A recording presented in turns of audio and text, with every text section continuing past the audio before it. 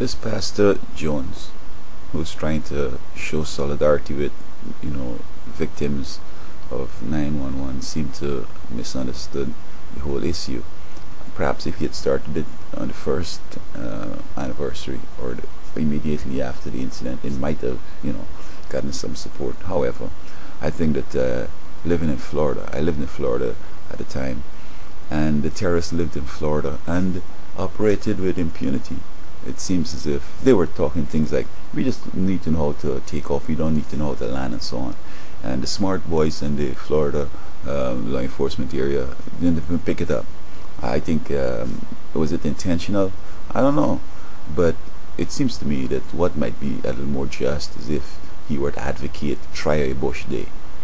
Jeb Bush or Jebusite Bush seem to be culpable. I mean, hey, something like this went down at your place, you're supposed to know about it, or you should have done something about it. So in my view, basically, Bush is the one that should be tried. Now, that mightn't be the only incident that Bush needs to be tried for. Is, look, he's taking people's kids away. His state, he won't institute an income tax, and he's taking people's kids away, put them through his court, take them away, give them to other people, and he gets money from the federal government. Florida gets more money than any other state for the same crime. And then he's going to put some of them on medication, so he gets some more money. Also, in Florida, he has many law enforcement riding around and picking up people and locking them up and making them felons.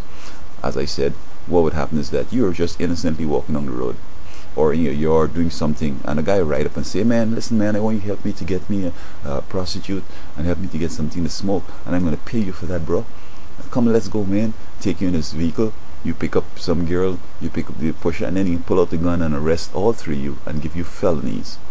Now, I mean, of course, maybe the prostitute was, on the looking for an opportunity to commit crime, the drug dealer also.